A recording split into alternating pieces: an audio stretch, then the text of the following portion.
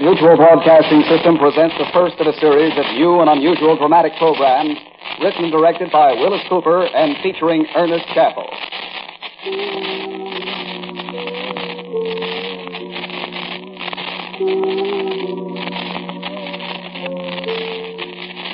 Quiet, please.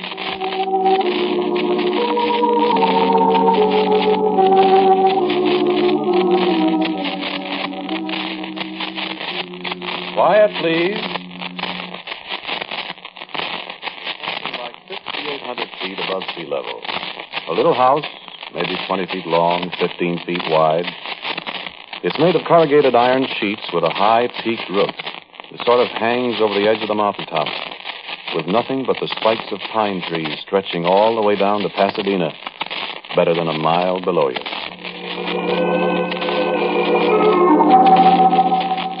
Do you ever get out to California? Well, if you do, go up there sometime and take a look at that little house. But look at it through the fence that surrounds it. That's far enough, through the fence. You go out Foothill Boulevard toward Pasadena, but you turn off on Angeles Crest Highway at La Canada. Just keep on driving uphill, and you'll get there. Just keep right on going. The top of Mount Wilson is the end of the highway.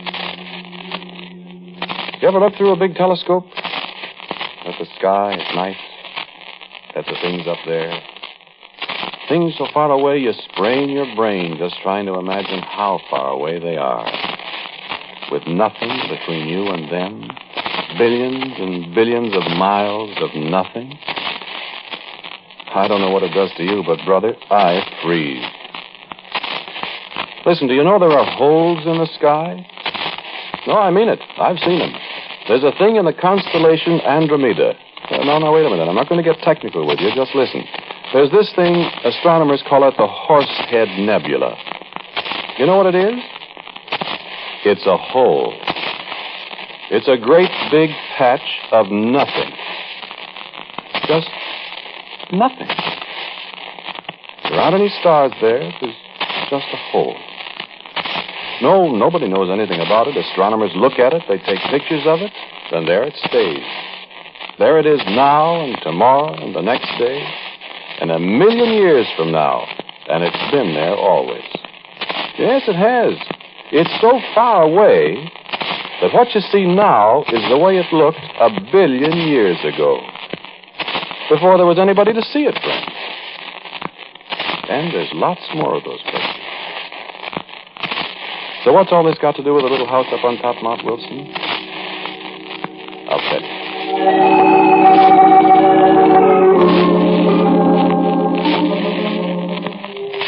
This was quite some time ago. I'd been living in California, see, for several years. I had a couple of bucks, had a nice little place near Venice. That was before the valley got to be so popular with movie people, radio comics, people like that. And it wasn't bad living alone, waking up in the middle of the night hearing the Southern Pacific lark whistle for a crossing out around Chatsworth, listening to a dog howling way out across the valley, going back to sleep. I don't get back to sleep so easy these days. Well, these people from Cleveland were out there, Aldo Minucci and Hugh Grant. We used to be great friends, Aldo and Hugh and I, so nothing would do but they'd come to stay with me. Well, it was all right. I had a Dodge convertible. The boys got quite a kick out of California. That's how we came to go up to Mount Wilson that day. Aldo and Hugh had been, looking around for odd places. They had some ideas. So one day we were having breakfast, and they were looking at an automobile club bulletin. Aldo said, "Let's go to Mount Wilson." So we did. I'd been up there once before. You know how it is in California. I knew everything. I thought I knew everything. I found out different. We were inside the big dome where the 100-inch telescope is. It's like being inside a giant's watch. The telescope is in the middle, a big spidery framework with ladders climbing all over it up under this dome. The tourists stand on the kind of a catwalk around the edge while the astronomer explains as much as he thinks the apple knockers will understand. There was just a few of us that day standing close to a little kind of pulpit, listening with our mouths open. Yeah, it is like a pulpit. I got to thinking that day how the astronomer looked like a priest up there. A nice old white-haired fellow like a priest. And I was thinking he was talking about the heavens, too. I'd seen it all before, but my mouth was as wide open as Hugh's and Aldo's. And the Earth is moving through space, too. It moves around the sun at the rate of about 18.5 miles per second. So therefore, you see, we must, in order to keep this telescope focused accurately on the celestial objects we are observing, neutralize those motors mechanically. The telescope itself, as you will observe, is controllable in any direction by this motor. Watch the different figures. Notice the motion of the telescope. And the final movement, the rotation of the entire dome exactly synchronized with the speed of the Earth through space. Watch through the shutters above his vision.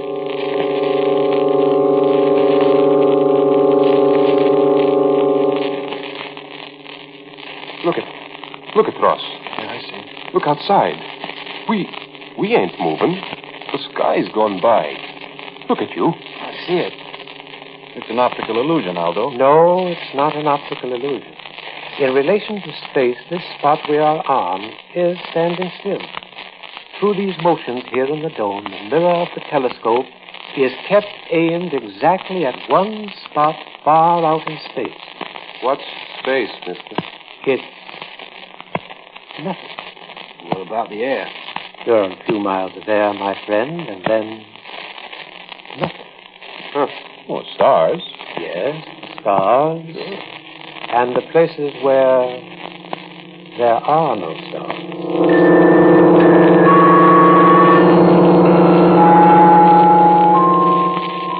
My skin twitched a little when he said that. The places where there are no stars.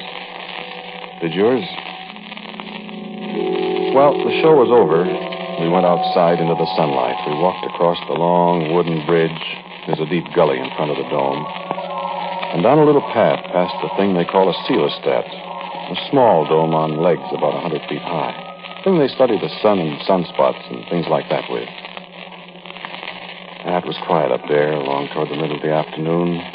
There was a chill in the air. We were just talking. It's an odd place, and you get kind of impressed. The people impress you.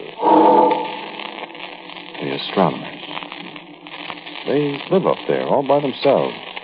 They look at the sky. They see things. You always get the feeling they know a lot more than they're telling. Like doctors. Like priests, I guess. Oh, I said that, didn't I? Well, that's what they're like. The path leads through the woods. Biggest live oaks you ever saw. Leads through the woods over to the old hotel. So I said, hey, how about a beer before we start down, huh? A beer. That's for me. Can you get hard liquor up here, Ross? No, I don't think so. Anyway, I wouldn't want to drink, not with all that mountain road ahead of me. No, sir. Don't take no drink, Ross. I don't want to ride that road with nobody's had a drink of liquor. Maybe you shouldn't have a beer, even. Oh, no, wait a minute. Beer won't hurt me. Hey, what's this fence for? Huh? Oh, I never noticed that before. That's quite a fence. Have a hard time getting over that. What would you want to get over it for? I don't know. What do you suppose is on the other side where they got this heavy fence? I don't see anything. Except that little house out there on stilts. Yeah, funny-looking place. The fence goes right around it. Ain't there a gate? Oh, come on. Let's get a beer. No, I want to look at this, Ross.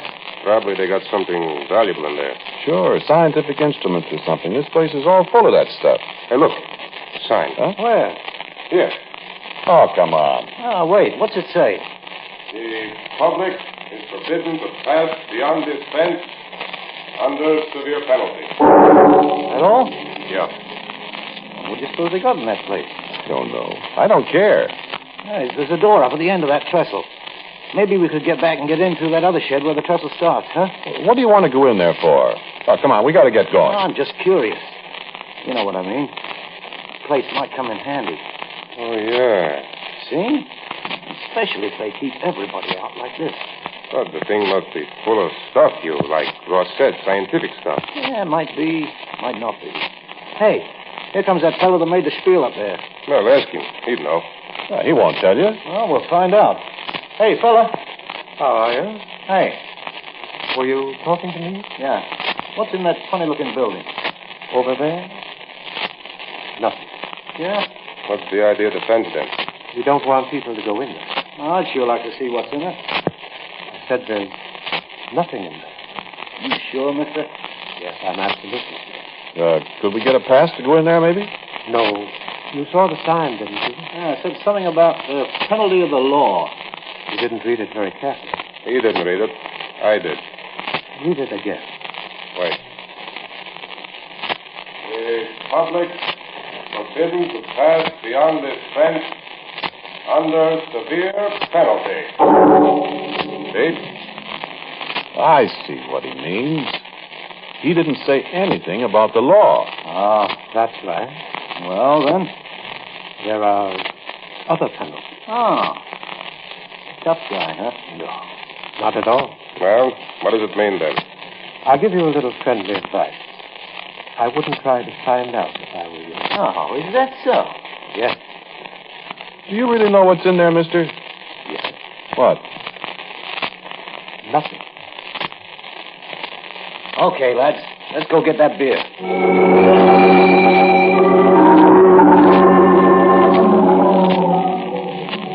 Well, of course, you know what was up. You're way ahead of me. My Cleveland pals weren't in California just for a vacation.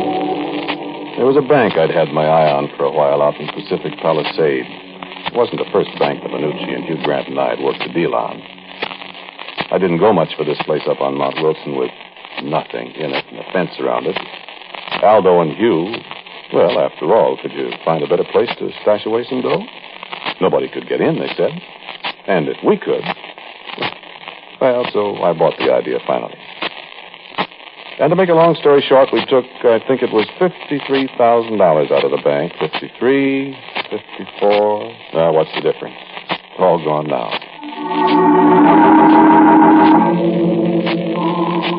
It's a long drive from Pacific Palisades over Sunset Boulevard, then up Beverly Glen to the valley, through Van Nuys to Sunland, down past the sanitarium on Foothill Boulevard to where you turn off on the Angeles Crest Highway. The long drive, especially at 1 o'clock in the morning. That was when we pulled out of Pacific Palisades. It was summer. If after you turn on the mountain road, you're not allowed to smoke.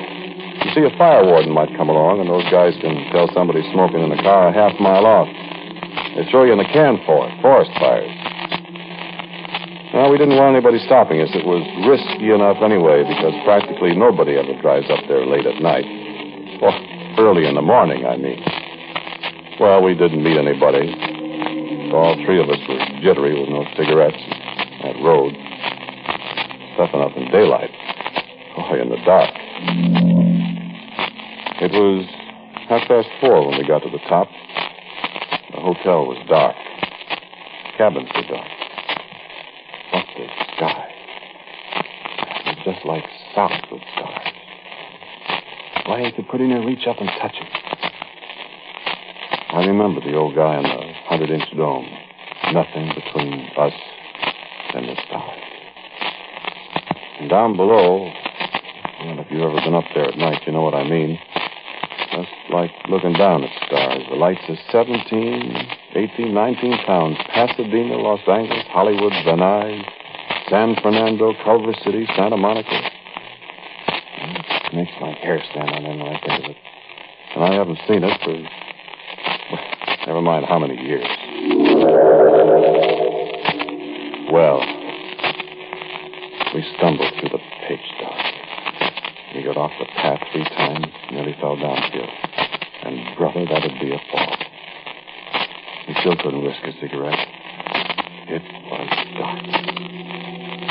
Hugh Grant was in front, then me, then Aldo. We each had briefcases. Hugh had a pair of those big spring wire cutters that'll go through a steel cable. All of a sudden, he bumped into the fence. Ouch. What's the matter? The fence. Hey, where are you? Stand still, will you? Dark. Shut up. Listen for a minute. Hear anything? No. No? See anything? No? Look. What? The dome over there. You see somebody? No. Them two big windows up there. With that big round dome looks like somebody watching us. Sure does. Oh, cut it out. I'm going to try the fence with the cutters. Want the flashlight? You chump. No. I wish we what? Yeah, forget it. I just don't like that place. Now get out of the way. Want some help, you? Just keep out of the way. Wait. Hear anything? Well, that wire made enough noise to... All right. I'll try another strand. Now see if you can slide under there, one of you. Me. No, can't make it yet. I'll try another. Now look out for your arm there. Now try. Wait till I take off my coat. All right, now, let's see. Oh, how about it? He's through. All right, go ahead. Me? You. All right. Cut another strand, you. Now make it now. I guess so.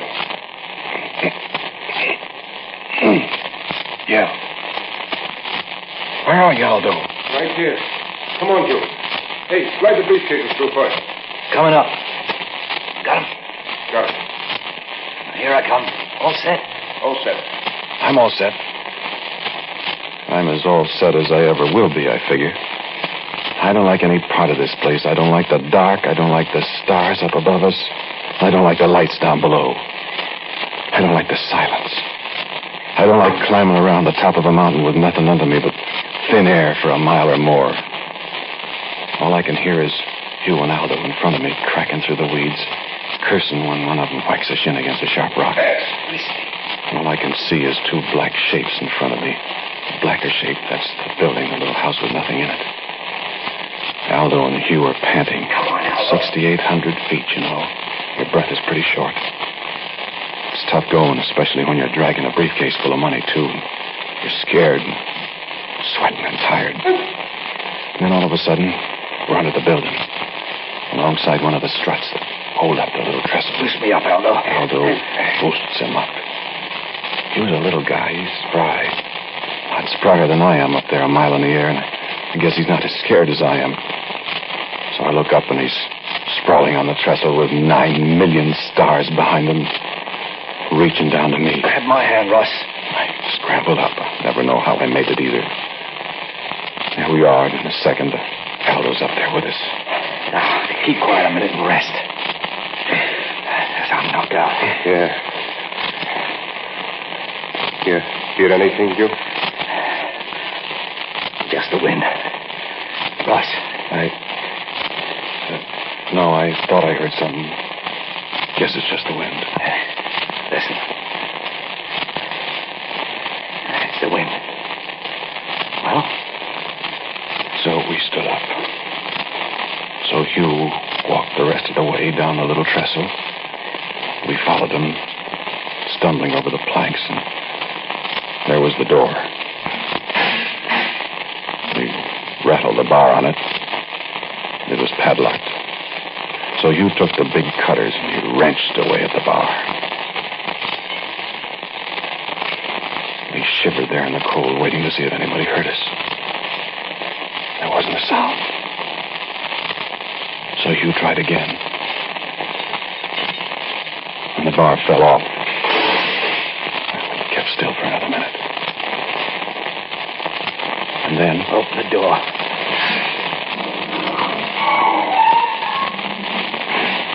Hey, where's the flashlight? Wait. Nobody can see us.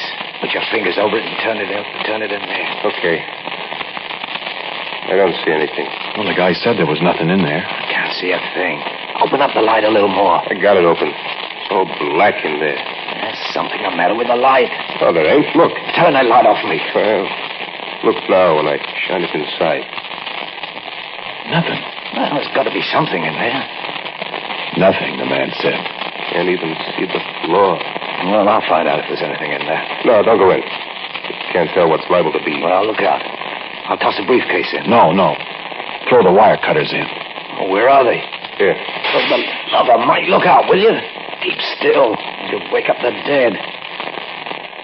Well, nobody heard us, I guess. A shot with luck tonight, no kidding. I'll give you them cutters. Here. Shine the light in there. Sure can't see anything, can you? Throw him in. Get out of the doorway. Keep the light in there. Go ahead. Throw him against the far wall. All right. Look out.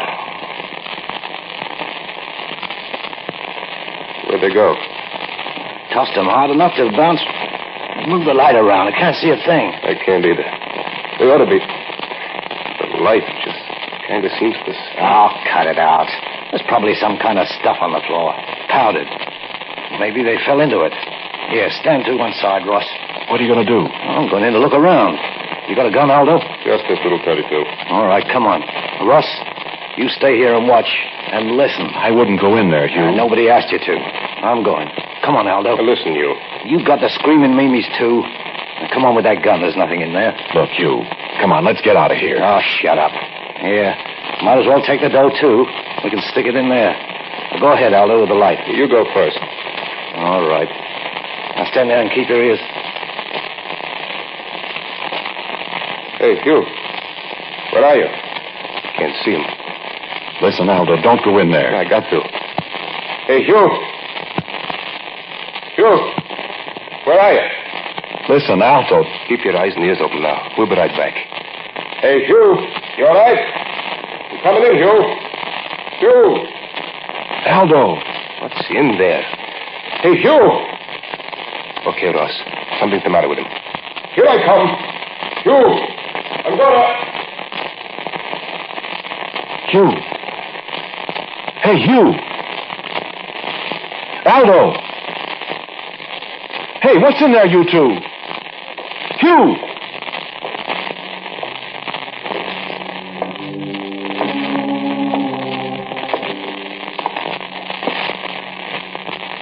I can see you. You can stand up now. They won't come out, I assure you.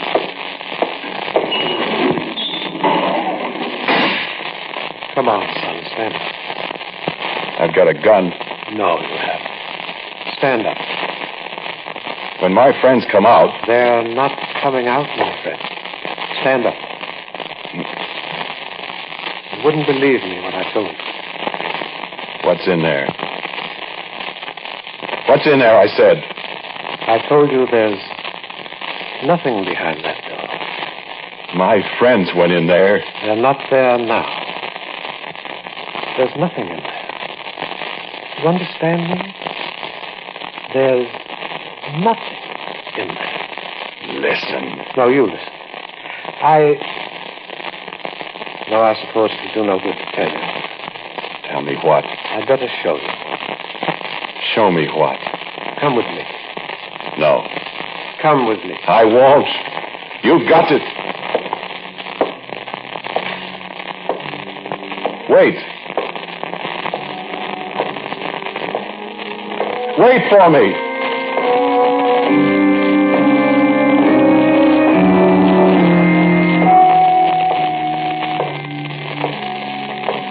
Across the little trestle, away from the door he closed on my friends.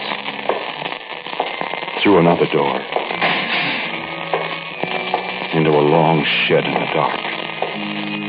And I was glad I couldn't see the stars. Out another door at the end of the shed. Down the path past the celestap and reaching up into the sky, shining in the starlight, looking like one of those visitors from Mars you heard about on the radio. Across the little wooden bridge with the two eyes of the 100-inch dome staring down at me in a cold wind coming up the other side of the mountain. And up the ramp into the dome itself.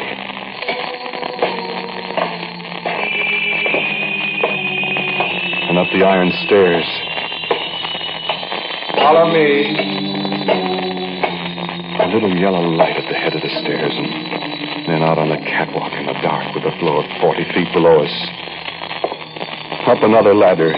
My legs are getting tired. Up. Follow me. Up another dizzy ladder. And another. and across another spidery walk. Here, sit in this seat. I can't speak. My throat is dry. My legs are trembling. I'm icy cold in that great dome. How far above the floor, I can't tell you. Sit still. You won't fall. Sit still, I said. You'll have to be sure. Wait. Magnetic declination. You can look now. Look? At what? Look through the telescope. No. Look, son. What do you see? Stars. Millions of stars. Wait.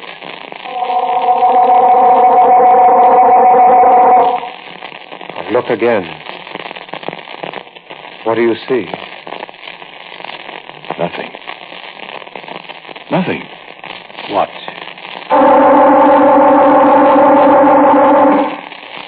Now? Stars again. Millions. No, a black cloud. Now? Nothing. That nothing you see is 1,000,000 light years away. What is it? There's nothing there to see. My friend, there are scores of places in this universe where there's nothing. Far places, near places. Do you understand what I mean? Is that what you meant when you said... When I said there's nothing behind that door? Yes. Well, where? Your friends? Your misguided friends? I don't know. Perhaps. Take your eye from the telescope. Wait.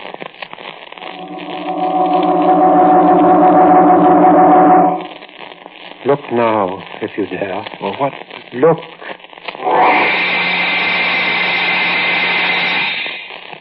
Yes. You guess what I saw. You guess what I saw clawing through black clouds of nothing. You guess what eyes I saw. I saw nothing.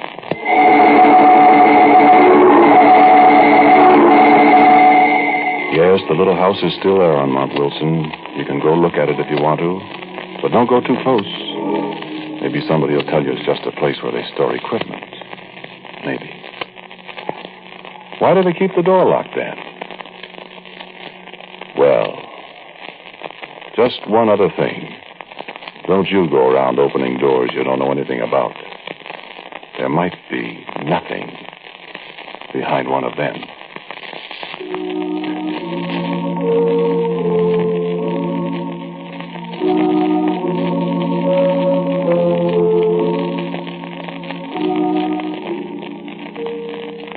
You've just heard Quiet Please, which is written and directed by Willis Cooper. The man who talked to you is Ernest Chappell. And the man who played Aldo Minucci is Martin Lawrence. Pat O'Malley was Hugh Grant and James Van Dyke, the astronomer. The music was composed and played by Gene Parazzo. And now for a word about Quiet Please for next week, here is our writer-producer, Willis Cooper. Bill? I've written what I think is an exciting and unusual love story for next week, Chappie. We'll welcome as our guest the charming star of stage and radio, Claudia Morgan. Quiet Please for next week is entitled, I've Been Looking for You. Until next week, then, quietly yours, Ernest Chappell.